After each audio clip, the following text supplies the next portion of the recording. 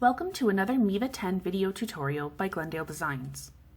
In this one, we're going to show you how to sort your categories so they appear in different orders in your main navigation. Our previous video talked about moving subcategories on the category pages and in the left-hand menu. But to change the way they show here, you've got to go to a different section of Miva.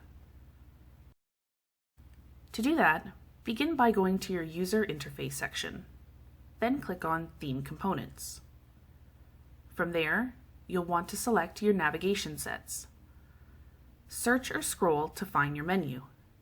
It may be named with something like Primary, Top, Horizontal, or Main navigation. Once you've found it, click the checkbox.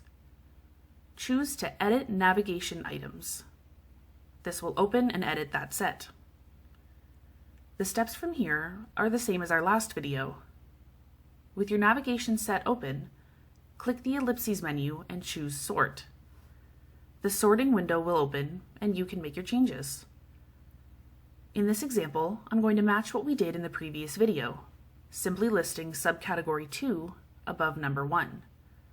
For more detailed instructions on the different sorting methods, check out our previous video or the blog post that accompanies this one.